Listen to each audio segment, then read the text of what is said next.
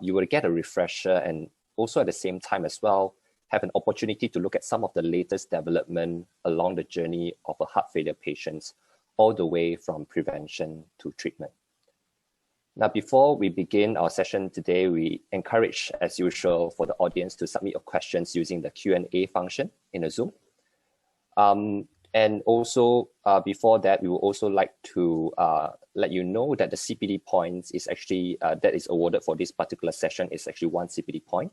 And the CPD point will actually be awarded to the attendees who attended this webinar fully.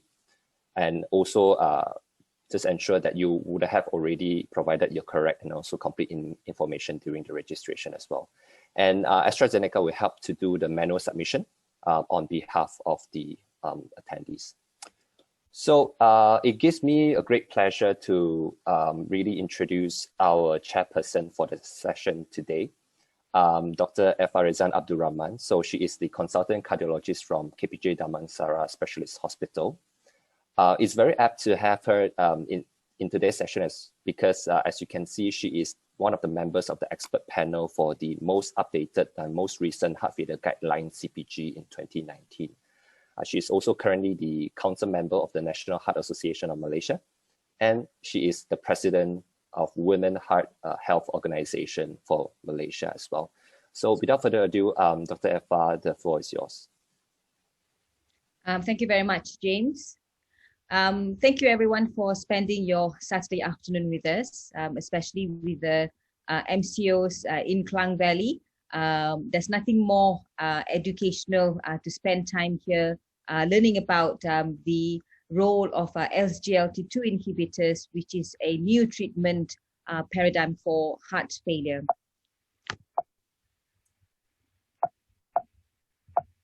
That's right. So the steering committee are basically built up from experts with a vast experience from the building of the heart failure treatment for patients. Now, the thing is, if you look at the data, there are 1 in 2 patients with heart failure has at least about 50% of the mortality. And this is probably because of the lack of the guidelines directed to medical therapy being initiated for these kind of patients.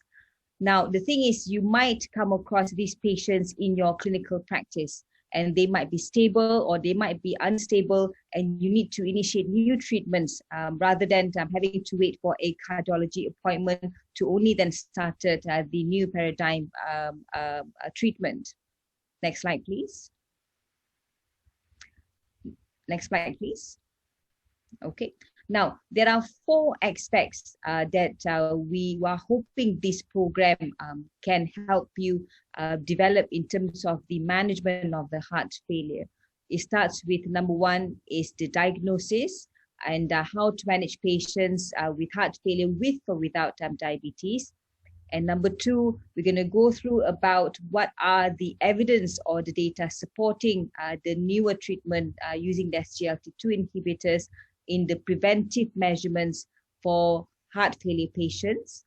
And number 3 would be what about patients with heart failure but does not have diabetes, or they do not have but they have diabetes. So what are the things that you can do to improve their outcome? And last but not least would be what are the guidelines recommending the use of SGLT2s in the area of managing heart failure nowadays.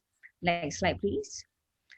We would like to kick off with the first topic module, which is about diagnosing heart failure, especially in the population of the diabetes, how to use it, and the most importantly is how to use your clinical judgments. And this is something that we probably learned back in medical school, but then again, it was a bit backdated, so it's good to have like a refresher course on how to confidently use your clinical judgment to diagnose heart failure. Next slide, please.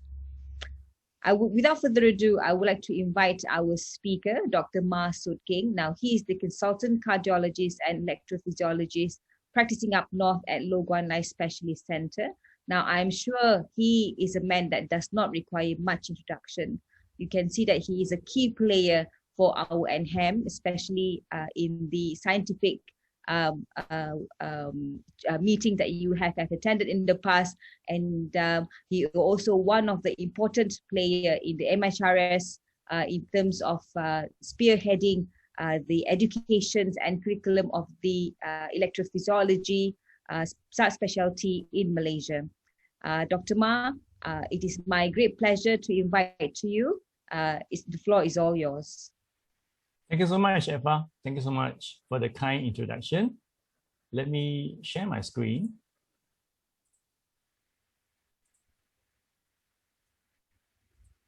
All right. Once again, a big thank you for inviting me to give this talk. What should I know about risk factors for heart failure? A bit mundane, right? Risk factors for heart failure, you all can get in a textbook. Why should you need me to tell you? I also need to semi-apologize to the organizer that I take the liberty to modify the title to Risk Factors for Heart Failure 5 Take-Homes. So at the end of this mini lecture, if you will, you're going to have 5 take-homes. If you don't get the 5 take-homes, blame it on me. Nothing to disclose in terms of conflict of interest. Now, first thing first, I'm going to tell you the truth of the matter. And this truth of the matter, unfortunately, is not for the faint of heart. It is rather painful to accept. Are you all ready? Now, this is the truth. We cardiologists, when we see this, we celebrate. We actually, to a certain extent, we enjoy it. Doing the stuff to save the patient and also to get the result. As you can see here, this is a patient coming with chest pain, ECG recorded ST elevation. You rush into the cath lab, you cath the patient and do angiogram and find the culprit lesion, stenosis in one of the epicardial coronary vessel. You open it up and people clap hand. Of course, the patient clap hand and said, "Thank you, doctor, for saving me." The cath lab staff will clap hand. "Doctor, good job." Hospital clap hand, say that, "Wow, you are great." And everyone is happy. And this, what's this? This is myocardial infarction, acute coronary syndrome. Think about this for a moment. We like this as cardiologists. But how about this? A pair of swollen legs walk into your clinic, belong to a patient, obviously. Then you diagnose with other signs and symptoms. Of course, you diagnose heart failure. You admit the patient into the ward, give IV injection, furosemide, whatnot, beta blocker, MRAs, treat the patient with 3 or 4 types of medication. The patient got better, but after some time, he come back with symptoms. The patient also happy because how come I always come back with readmission? Not only the patient, if you look at here, the family members also not so happy. Very cute family members here. And the cycle continues. This is heart failure. Face the fact, this has always been not the darling in our practice. Acute coronary syndrome / myocardial infarction is our darling. This is a fact we need to accept the truth. So much so that I used to tell people that this is what I call it Cinderella and stepsister syndrome. We cherish ACS like a Cinderella, the darling. But heart failure is like, I really, if can, I don't want to see because they keep on coming back. Stepsister syndrome. Now, before I join the dots and tell you why I tell you so, I want to poll my audience. Simple poll here. Which one of the following diagnoses listed here has the highest mortality rate? You have got 30 seconds. Is it COVID-19? Is this myocardial infarction? Is it prostate cancer or heart failure or NMNT? Now, a lot of you will ask me, what is NMNT? I'll tell you after the poll.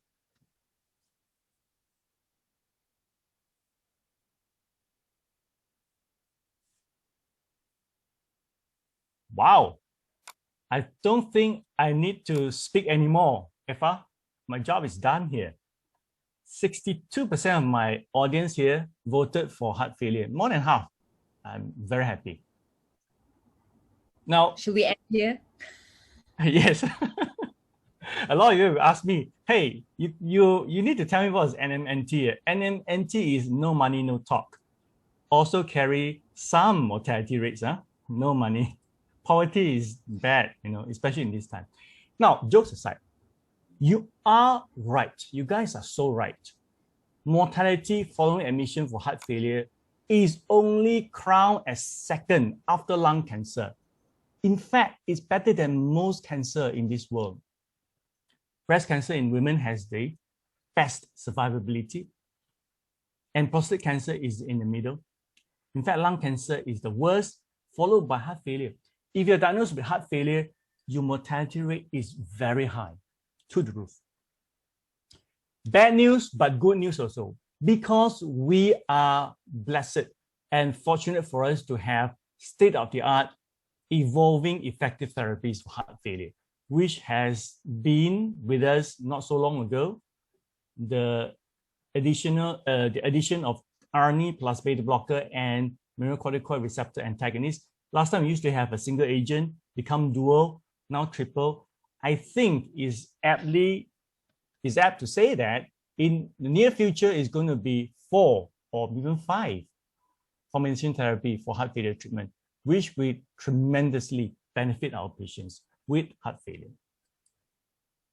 So take home number 1, ladies and gentlemen, is that we need to recognize the fact that despite being a historical, underwhelming and unfavored diagnosis, heart failure is an important entity which carries very high morbidity and mortality and should deserve due attention from clinicians of all walks.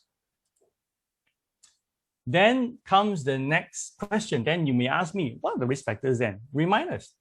I'm sure you all already know the risk factors for heart failure. Let me show you all here. A lot of risk factors can lead to heart failure. If I may break it down to you, bottom 2 here, virus infection and toxin, they are exogenous. And the rest of all these above risk factors, they're endogenous. Just a word or two on virus infection. You all may have heard that COVID-19 may cause heart failure, which is true, because a lot of virus, especially those cardiotropic virus, they can lead to heart failure. But these are not proprietary or even specific to COVID-19. In fact, a lot of viruses can lead to heart failure. But this is not the reason for our talk today. In fact, I used to joke with my friends that here listed one topic which I can speak for the whole day or even for several days, which is arrhythmias. I'm going to restrain myself. I'm not going to talk about arrhythmia as a risk factor for heart failure. If I start, I won't be able to stop. So instead, I'm going to focus on one risk factors, which I call it as the most prevalent and most horrific risk factors. Later, I'll explain to you why I use the term horrific risk factors for heart failure, which is diabetes. Now, pathophysiology of diabetes, of cardiovascular disease with diabetes is such that it encourages and causes a milieu of bad factors to happen. Number 1 is oxidative stress to the blood vessel system, inflammation, insulin resistance, and the central to the roots of all evil here, insulin resistance, and this buzzword called vasculopenia. Now, vasculopenia, what does it mean? It means reduced capillary perfusion at the end organ, hence causing silent lack of blood supply. In other words, silent ischemia. In the long run, what does it cause? Of course, you all know this. Depending on the target organ being affected, in the heart, it causes heart attacks, myocardial infarction, and heart failure. In the kidney, it causes kidney failure. In the brain, it causes stroke, atherosclerotic MACE event. And of course, being the host, the human being, hosting all these organs after bouts of attacks on the end target organs, the patient or the host will end up with this very bad eventuality, which is cardiovascular death, which we should, as doctors, try to stop the process and prevent this from happening. of course, these all interact together, feeding on one another, promoting from one end to another. If you have atherosclerotic MACE events, you promote kidney disease. At the same time, you will promote heart failure events in the patients. And this vice versa will promote each other until cause eventuality of cardiovascular death. Now, a lot of words put in there. This is my explanation to, at least to my patient. You can use that. Doctor, why diabetes so bad? I say, it's like this. Today, you bought a new car. It's a Pradana. It look like a Honda Accord. Yeah. Pradana, brand new Pradana. Yay, new car for a new year. And then you drive the car along. You say that, wow, nice car. Hey, the fuel tank almost empty. Now it's time for me to go to fill it up. So you go to the nearest gas station and you look at the gas pump. So if you're not paying attention, you may fill up the wrong pump, because green usually is RON 97, right? But here is diesel. Now, having diabetes is akin to filling up the wrong fuel to your petrol car. You fill diesel into the petrol car, you feed diesel in the petrol car, what will happen? Big problem. You've got to overhaul, service, sometimes replace the engine. At least you need to replace or service the fuel lines, because it's all clogged up with wrong fuel, the diesel. You've got to service and replace the fuel filter. Similar in the same vein to diabetes causing cardiovascular renal spectrum continuum here, it affects the engine, the pump. When it affects the pump, it will cause heart failure, the heart to fail in the long run. It also affects the pipes, the piping system, which causes atherosclerotic plaques along different target organs. Depending on which organ you affect, causes major adverse cardiovascular events in that organ: stroke, myocardial infarction, kidney failure. And of course, it affects the filter also. Which part of our body filter off is a great filter of our body, filter off all our toxins or our excretions? These are the kidneys. Kidneys will suffer from filter failure, kidney failure. So, problems. You have diabetes, it is bad. But of course, my audience and my colleagues will always tell me that, no worries, my patient always HbA1c 5.7, 5.9, 6.3, all well controlled, no worries. Move on, next case. Well, you've got to know something else here. I will congratulate you, say that you have done a good job. If you control the patient blood sugar in target and all other risk factors in target, you are doing a great service to the patient. The patient will do fine. In particular, these two aspects. Excess acute myocardial infarction will be slashed. Excess stroke will be reduced, diminished. But, there's a big but here, excess heart failure risk remain, despite the fact that all these risk factors are controlled. And this is a study from the Swedish National Diabetes Register. So take home number 2, my dear audience, diabetes, although under control, is still a prevailing and horrific risk factor. That's why I use the word horrific, because having diabetes been diagnosed is already putting the patient at risk for heart failure, even though it's under control. And we always need to look out for subclinical or clinical heart failure in those patients. Let's see a case together, shall we? Madam S is a 45-year-old lady, has hypertension and diabetes for 2 years. You've treated the patient with amlodipine 5 milligrams a day. You've given combination therapy of vildagliptin, metformin 50/1000 milligrams a day for the patient. She came to you because she has reduced effort tolerance for the past 1 month. She's a very good historian. She told you that last time I used to be able to brisk walk for 30 minutes at my local park. Now I can't even do for 10 minutes. without panting away. New York Heart Association classification is 2 to 3. So there's no angina. She does not smoke or drink alcohol. She's a housewife. What do? Of course, you need to examine her, right? Ask her lying on the couch and examine her. Blood pressure, not bad. Pulse rate, 89 beats per minute, regular. Lungs, you discover there's bibasal fine crepitations there. GVP is elevated up to the neck, base of the neck here. Bilateral pitting ankle edema, very clear cut. You've done ECG, it shows sinus rhythm, rate 92 beats per minute. Trust me, it's sinus rhythm, okay? Chest X-ray clearly show increased pulmonary vasculature. However, there's no pleural effusion. Comes the what to do. I've decided for you. Because this patient actually was eventually referred to me, so I know what happened to the patient. The patient was started on oral furosemide at the first encounter, on top of the antihypertensive and anti-diabetics. Actually, we will review 1 week later. She said, I felt much better, doctor, aside from the fact that I need to go to the toilet for 3 times at night because of the furosemide at night. Her shortness of breath improved, but she still couldn't walk past 15 minutes, which is not her usual self. Lungs still got bibasal crabs, improved, JVP elevated, but less already, ankle edema less. Now, polling for my audience here. She improved with oral furosemide. You have examined the patient. She exhibits florid signs of heart failure. What should you do next?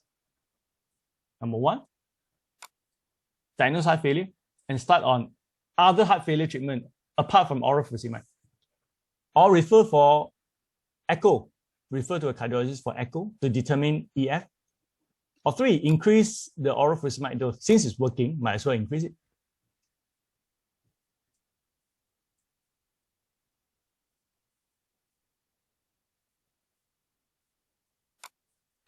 Good. So 81% of my audience say refer cardiologist for echocardiogram to determine ejection fraction. There's no wrong answer here, but the question is, which one is the best answer? Now, I've got to tell you this. Remember this point from now on until forever. Heart failure is a clinical diagnosis. What is a clinical diagnosis?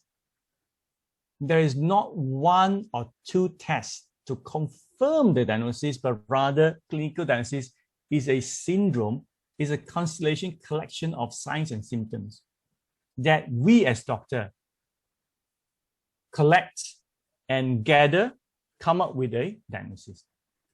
And very importantly, heart failure is not an echocardiographic diagnosis per se. It's very important. It's a clinical diagnosis. Internal Medicine 101 from Kumar and Clark. Nonetheless, she had an echo done, elsewhere. No full report available. The patient come back and tell you that, hey, I remember the doctor, cardiologist, told me that my EF was 60%. I've also given you the normal range. Normal range is 55 to 70.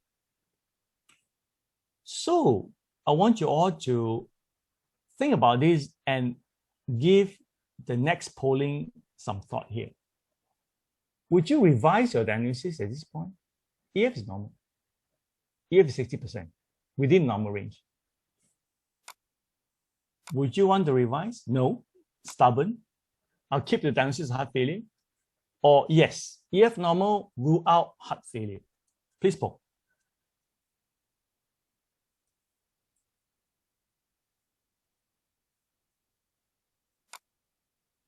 Excellent, very good. That is the point here.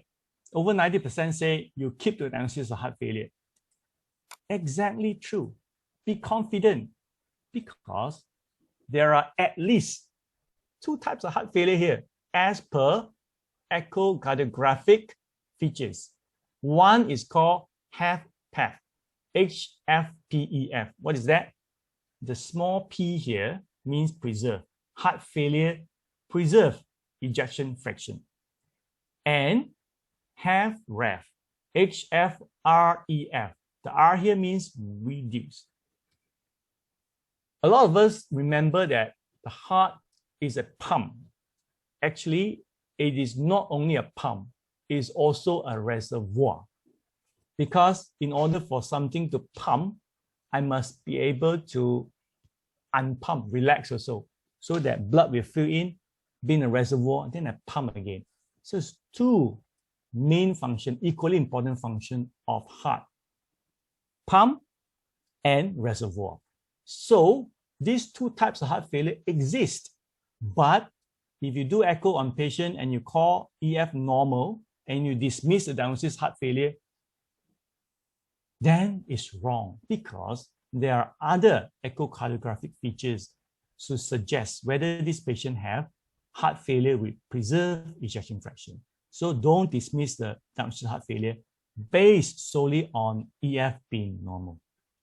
And by the way, these two entities can lead to cardiovascular death and hospitalization due to heart failure as well. In fact, they all carry high risk of this condition.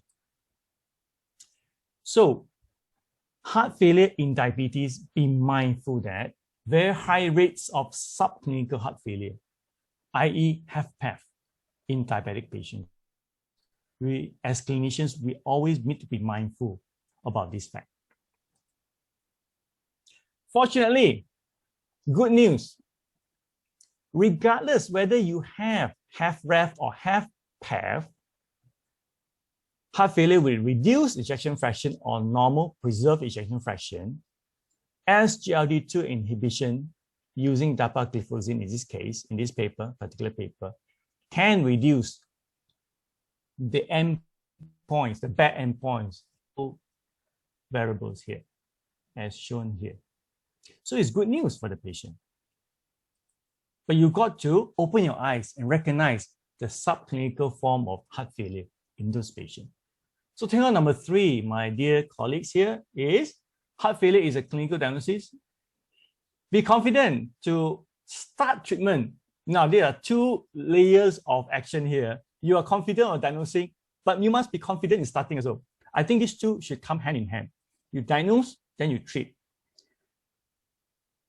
Referral for echo is mainly for subtyping of heart failure and further prognostication. So the question remains, should I refer or not? The answer is yes. But you diagnose and treat, then refer.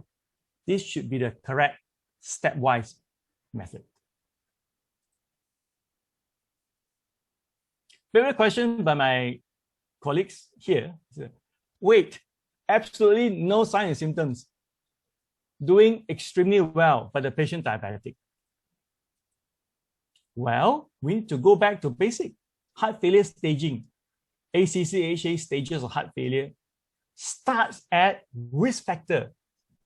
We all sometimes forget this point. We are already treating heart failure patients. They are stage A or stage B. No symptoms, but already at risk of heart failure because of their status of being diabetic. Be very mindful about this. We're already treating them. So it makes sense for us to continue the treatment, escalate and continue treatment for them. I like this idea put up by this Paradigm HF investigator saying that if you diagnose heart failure, you are diagnosing a state of dysglycemia. Look at this data here. Of all patients enrolled in this trial, heart failure patients, only less than 1/3 of those patients with normal A1C, normal also quote unquote, a lot of them undiagnosed, diagnosed, or pre-diabetic. So you are looking at a population of patients, they are all heart failure patients with dysglycemia. They're already at risk, whether they overtly manifest with hyperglycemia. That's the question, but they are all at this glycemic state. So be very mindful about that. Why is that so? I like to show this. Now, we used to say that sharing is caring, but unfortunately in this case, heart failure and diabetes, they share, but they don't care. It's not caring here because they share all these bad factors: endothelial dysfunction, insulin resistance, mitochondrial dysfunction. Now, all this buzzword, I would like to draw attention to this: insulin resistance. I still think that it's a central to all roots of evil, insulin resistance. Why? Look at this: insulin resistance and heart failure axis. If you have insulin resistance, means that your body unable to utilize energy efficiently. You have a relative energy deficient state all the time, which will activate all these bad factors: heightened sympathetic activity, reduced tissue perfusion, reduced metabolic flexibility, and hence, in the long run, along with other risk factors, will promote end organ failure. In heart, we call heart failure, kidney failures. So, my dear audience, take homes once again, one at a time. Number one, heart failure has always been an unfavored diagnosis. Even amongst us, the cardiologists, I've been very, very truthful and also open about this. But heart failure carries very high morbidity and mortality, and rightfully so, deserve our due attention. Diabetes. Once you diagnose diabetes on the patient, you must be cognizant of the fact that there are continuous risks to develop heart failure, although the diabetes is under control. Number three is heart failure is a clinical diagnosis. Echocardiogram, though very informative, is not mandatory in making the diagnosis. So be confident in making the diagnosis and start treatment, then consider referring the patient for further prognostication. Now, this fourth take home is a mini fact that all of us actually been treating heart failure without you even realizing. We're treating them stage A and stage B. So it makes sense for us to continue the good care on them. I know all of you are stay awake, hopefully, until now. Then you say that, wait, 1, 2, 3, 4 only, you say 5 take homes. Don't give me discount. Don't ever do that. Fifth take home is, again, show you this, good news upon good news. There are evolving effective therapies for heart failure nowadays.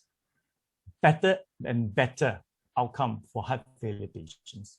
But we must empower ourselves the knowledge to use them. That is very important. And last take home is no more stepsister syndrome. Look at this. ACS or myocardial infarction is the darling, Cinderella here, and heart failure is the stepsister that always we don't quite like. Maybe not now. Now is Snow White. Also another darling here, because now we have heart failure, the Cinderella, with 7 highly effective therapies, which is akin to Snow White with the 7 dwarfs. The MRAs, mineralocorticoid receptor antagonist, lifestyle, RAS blocker, beta blocker, ICD, CRT, ARNI. Last but not the least, the new kid on the block, SGLT2 inhibition. With that, I thank you very much for your kind attention and welcome any question. Before Effa take over, I would like to encourage you to continue pursuing the exciting journey for knowledge on new treatment for heart failure by following the next webinar by Dr. Gary and followed by Dr. Effa, none other our chairwoman here, Dr. Effa, and Dr. Patrick in weeks and months to come. Thank you. Effa, the floor is yours. Thank you so much, Dr. Ma, for the very didactic lecture on a Saturday afternoon. We have a few questions coming up here. Number one is about the role of using NT-proBNP. Can you enlighten us on when to use and how to interpret the NT-proBNP result in patients, say, for example, turning up with dyspnea? All right, that's a great question. NT-proBNP is a blood test to show that whether the patient has high probability or low probability of having acute heart failure, decompensated heart failure. Now, I always stress that heart failure is a clinical diagnosis, means that there's no one test or two tests to confirm it. Having said that, in a tight clinical situation whereby we are met with a dyspneic patient short of breath, at the same time also having a bit of fever, fever, short of breath. Nowadays, in this era, people get very, very excited. Shortness of breath, fever. You've got to differentiate, at least, if it's not overlapping, differentiate these two entities, whether it's an infective process or a decompensated heart failure process. Anti-proBNP come into play. Anti-proBNP normal makes your heart failure, acute heart failure, by the way, acute heart failure diagnosis way down the list. Then with a fever, shortness of breath, then you up pneumonia as the diagnosis high up. If your anti-proBNP is elevated, even though with a bit of fever, you are more confident in diagnosing acute decompensated heart failure. This is the utility of anti-proBNP. The problem is like this. The problem is, I don't think it is available to a lot of clinics, and is not even available across all the hospitals in Malaysia. As I know, only the tertiary center, they carry this. Even I've come across some of the private hospitals, they don't have this test. So it is useful, but to a certain extent that you must have it. And I did ask the organizer about, do we have point of care anti-proBNP? They say yes, but I don't think, again, this is widely available and also very cost-wise very kind to the both the patient and also the practitioner. So this is my comment on the use of anti-proBNP. Okay. There are a few questions here which is touching about HFpEF and HFrEF. Are there any differentiating signs or symptoms that you need to look out for when you are by the patient's bed that you can help you to differentiate whether this is a HFpEF or whether this is a HFrEF patient?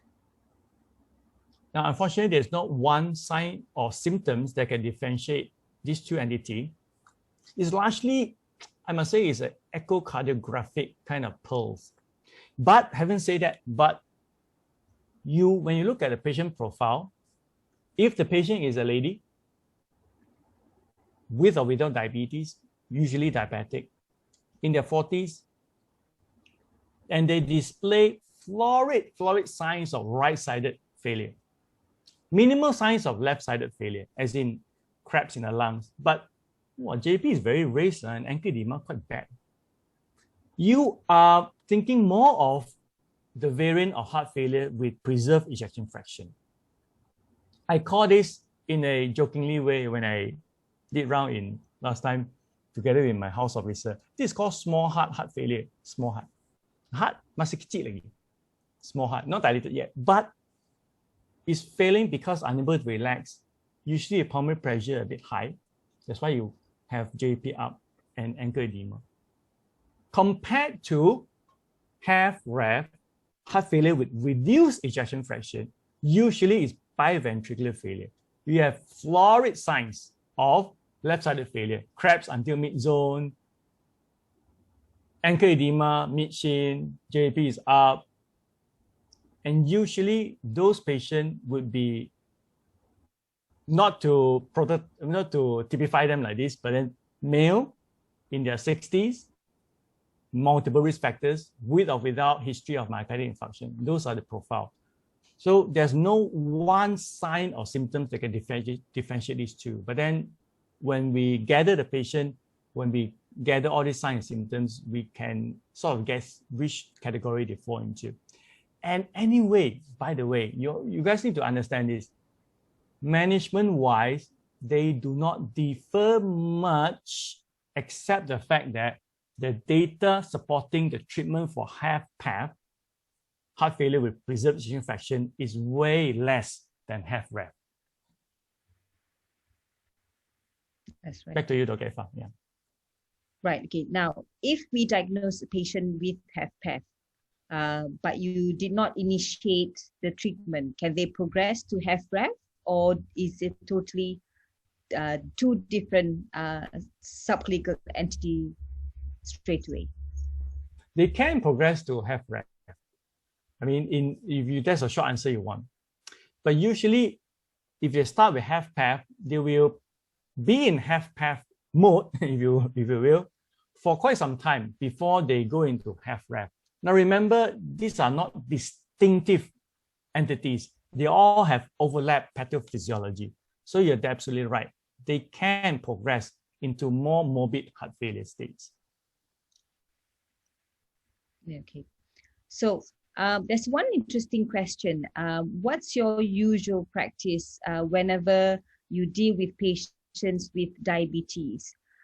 Usually, we always warn them about the risk of coronary artery disease.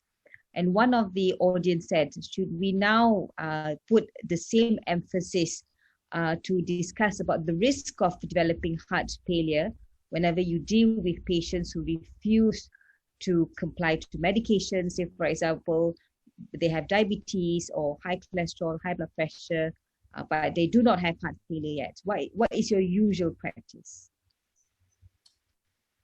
I will, if I have a patient diabetic, I will tell them, because you have bad blood constituents, like what I told you just now, the analogy of putting diesel into petrol car. Now you need to undo it. Your blood, you need to make it better, like undiesel it, make it more petrol.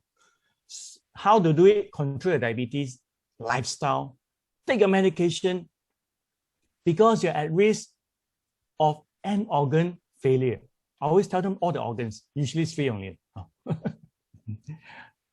Heart, as in heart failure, myocardial infarction, heart failure, kidney failures, and also brain stroke. Of course, sometimes if you have time, then I'll tell them about retinopathy also. And the reason why I don't advise them in length of retinopathy, because my practice, I always refer them to ophthalmologists. If you're diagnosed with diabetes, see my ophthalmologist, do a baseline fundoscopy, proper one, and then they will follow up. So usually I will let them handle this part. But for general practitioners, it's good for you to tell the patients that these are what you're going to get: end organ damage, not only heart. Coronary artery disease, back to the question, is always in the spotlight, pretty much thanks to our media. Our media actually has played an important role in upscaling the awareness of coronary artery disease in our community. Is it important or not? Of course, yes. But then apart from coronary artery disease, there are other entities which also require due attention. And in this case, heart failure is definitely one of them. So I always advise all, except the eye, because I refer. Yeah. I mean, that's the thing. I mean, to me, heart failure is a very painful way to die, the way I see it, because they'll be truly symptomatic, breathless, especially the ones with the end-stage heart failure. Coronary artery disease, yes, they give you chest pain, but it's a quick death. If it's a heart attack, if you're going to die, it's a quick death. But to me, heart failure is a very slow and painful death. Now, this is very EP related. Could you teach us what are the common ECG abnormalities that we should be able to pick up to diagnose someone with heart failure? I try to restrain myself, not to talk about EP. Now there's an open opportunity for me. So I shall spend, James, I shall spend another half an hour, okay? No, James is like saying no. Okay, just very briefly, okay. Great question. ECG, how to pick up heart failure? Again, you must understand, ECG is just a snapshot of cardiac electrical activity. You are unable to confidently, using ECG alone, say that this is heart failure, unless it's very florid. What are the most horrific and florid signs of heart failure on ECG? QRS fragmentation. Number one. Number two, you all know already, Q wave. Q wave, the patient had a OMI before. Especially combine these two. Then you're on the way for home run. Q with familiar QRS at the same lead. Wow. How about Q wave, familiar QRS with inverted T in the same lead? OMI, definitely already. Then if you find this Q, inverted T with familiar QRS in the anterior leads, then usually when I do round, sometimes people say that, oh, you can see the EF is down. Of course, anterior leads all Q out with familiar QRS. Of course, your EF is down. So sometimes I do that kind of like, the house officer around me always say that, how do you know? There's no magic, right? So if you have Q wave in inferior leads, sometimes you can still have a relatively normal EF. Yeah. So these are the few signs that, just briefly, there are way more. So they're to diagnose, to figure out whether the patient is heart failure on ECG. Yeah. Okay. To know more, please join our next EP in EP. Yes, that's right. That's like another conundrums, even for the cardiologist when it comes to ECGs.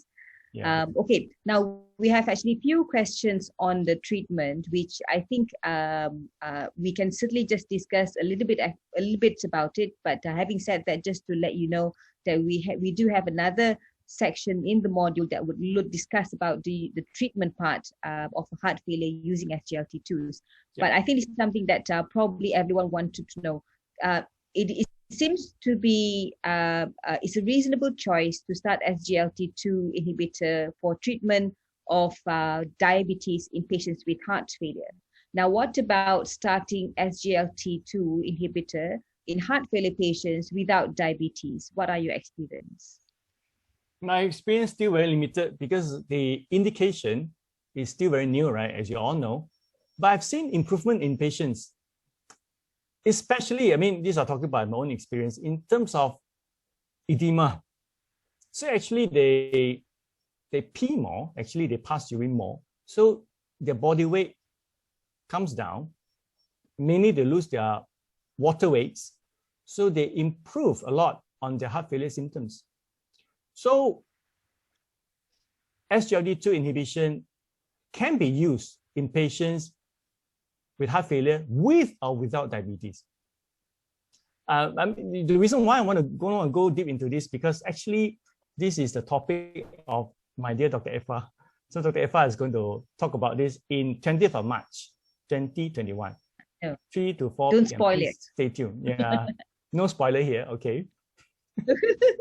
Okay, right. Now, there's another question about your case.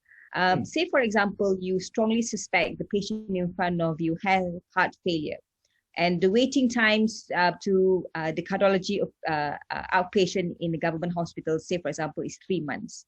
And if you are really interested to initiate treatment, what would be your recommendation, the sort of treatment that the GP can initiate in their settings before patient landed into the government hospital to see the cardiologist? Now, in the case, you also remember that I did not dismiss the role of oral furosemide or IV if you are in a hospital setting, because it's the quickest way to get patient feel better. Making patient feel better is very important. The patient is symptomatic, so you need to relieve the symptoms. So furosemide, loop diuretics is actually the mainstay for symptom relief still. But remember one thing, loop diuretics does not improve patient long-term mortality and morbidity. It relieves symptoms, but there's no mortality benefit. So you need to give the patient what I call the goodies. What are the goodies? Beta blocker, REST, renal angiotensin aldosterone system blocker, or ARNI, along with MRA, mineralocorticoid receptor antagonist. These are the treatment for heart failure. SGLT2 inhibition will come in. In my practice, I give it quite early, but the evidence is still pouring in now. So for me, it's okay that you start with beta blocker and a REST blocker first and see whether the patient improves in the long run. So that's my take on starting on heart failure treatment. Having said so, you must be careful on the patient type also. I personally would give beta blocker a high priority for those patients whom their baseline heart rate already very high. Most of the heart failure patients, they're in heart failure state. You drive them a bit, you start a beta blocker, they improve tremendously. So albeit this program is sponsored obviously by SGLT2 Envision, please do not forget the good old beta blocker. They can get the patient miles, really. Don't forget beta blocker, it's very good. Okay, now what about aspirin? If you really not sure whether this is a ischemic nature or not for the heart failure, would you start aspirin on this patient? Aspirin has already taken a backseat after many studies of late indicating that at least for primary prevention it is falling out of favor.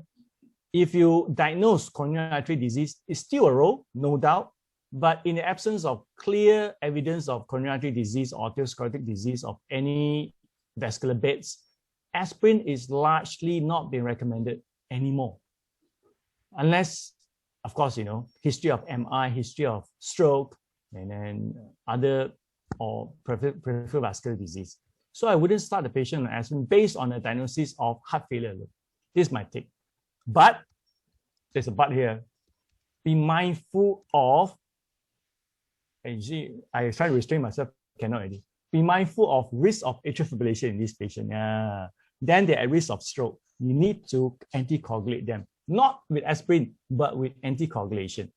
The newer ones. Yeah. Okay.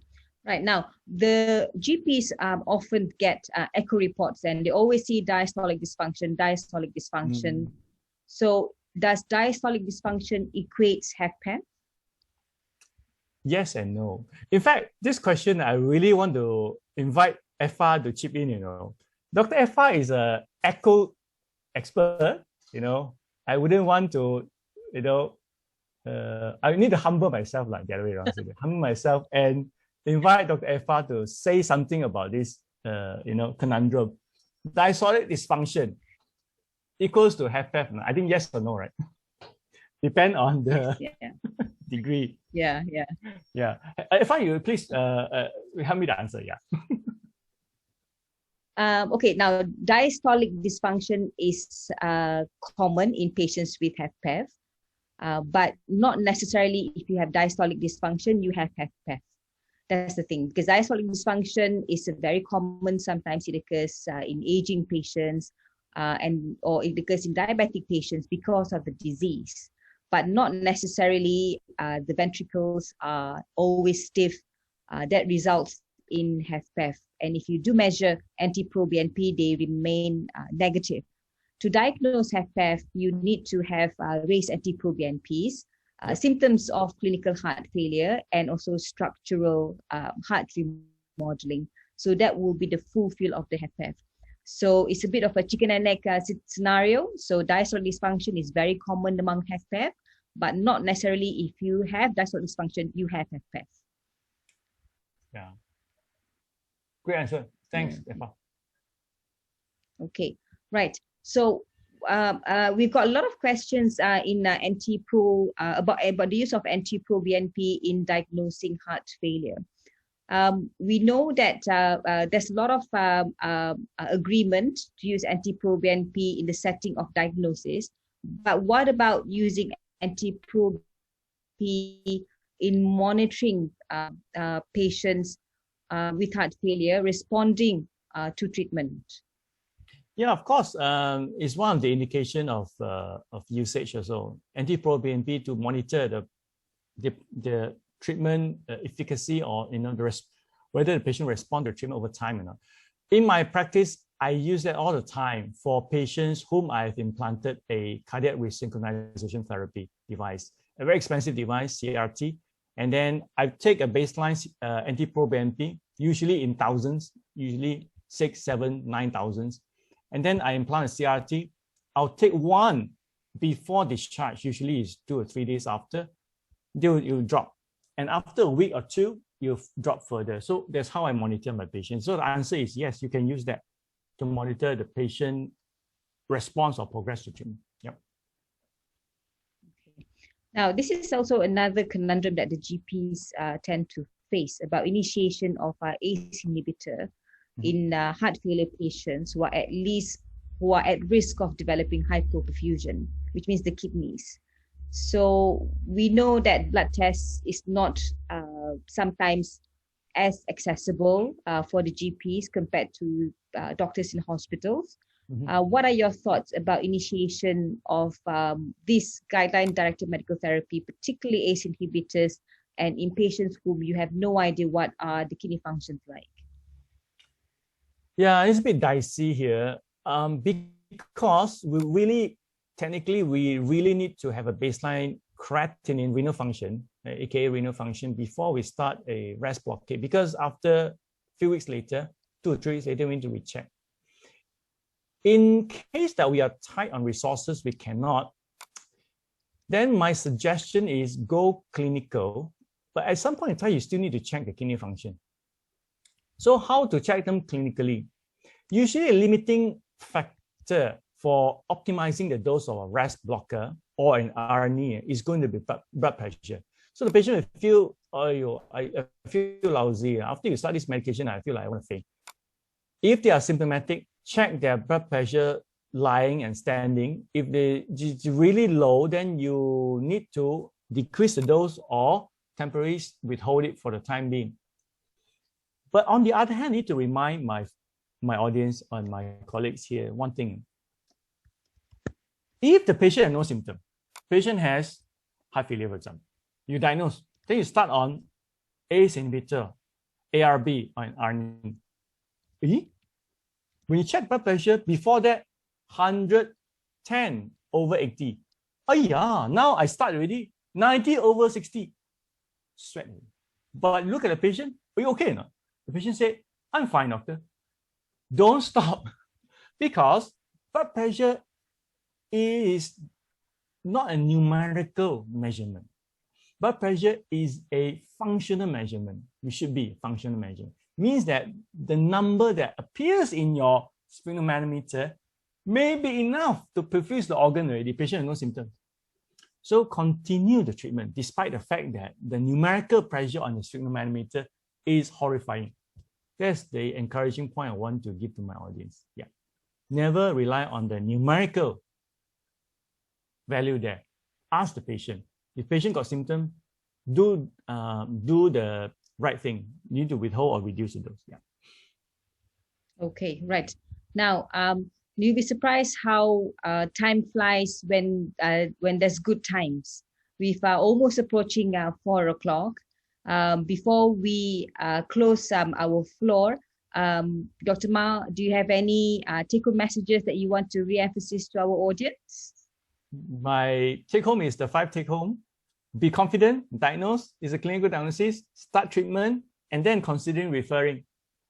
And at the same time, we must congratulate the world and ourselves, the pharmaceuticals, for giving us these wonderful evolving therapies over time. So actually will help us to help our patients with heart failure. Yeah. Thank you, Effa. Right. Now, James, over to you. Any last housekeeping announcements you would like to do?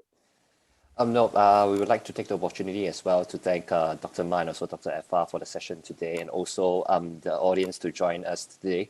I think Dr. Ma has kindly put on the slide, which actually shows you what are the other modules that are in line.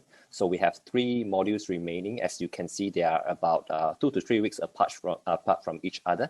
So we noticed that there are a lot of questions which are apt to be answered and addressed in each of those respective sessions to come. So stay tuned, and we will send out the invitation very, very soon. And thank you again for your time, and have a good weekend ahead. Thank you. Thank you, Dr. Effa, for joining us. Thank you, Effa. Thank you very much. Bye. Thank you, everyone. Bye-bye.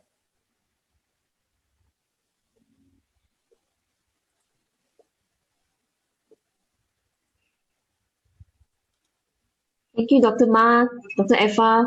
Very nice, very clear. Oh, For thank you. a moment when you end at 3:30, I was thinking, what should we do now? But it's good that there's questions coming in. I didn't want you. My talk always quite short one. You give me I think over 80 slides, you know. So I just use about I think 6 or 7. Yeah, we do not want all 80 slides, lah. Yeah, just to let you know that the participants are just dropping off the call, so they are still participants on the line. Oh, I see. Okay. Yeah. Okay. See you all. Bye. Okay. I just take a screenshot of Effa. Yeah. Yay, Effa. Yay. So Bye, for this, Effa. we can close the we can close the session. Yeah, maybe we can have like a group photo. Shuyan, you really want to? Oh, okay, okay. I don't look so good now. So sorry. Oh dear. So you always look good, one. Don't look good, never mind. At least you look normal.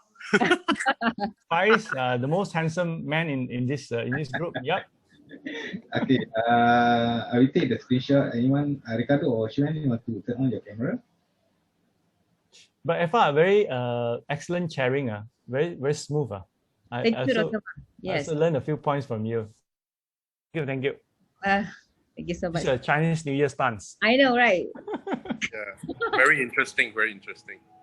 Yeah. Shuyan's daughter in the background as well. Oh yes. Hi, Shuyan daughter, how are you? Student doctor, how are you? I have to lock my door. Okay, I will take the screenshot. I'll count to 3. I also lock my door. If not, my daughter will come in actually. I know, yes, yeah. Yeah. Okay, so good photo. Okay, I count to 3. One smile. Sure. 1, 2, 3. Okay, let me check the photo. Okay, nice. Okay. All right. Thank you very much for everyone. your time again. Okay. Thank you, Dr. Ma. Thank you. All right. See you. Bye. Yes. Thank you. Thank you. Chinese New Year. Happy Chinese New Year to all. Thank you. Yeah, Thank you. Thank you. Thank you. 恭喜发财。恭喜发财，恭喜发财，新年快乐。 Bye. Alright. Yeah, Bye. don't get to visit your mom or your wife in the kitchen and your children in the Yo, this bedroom. one.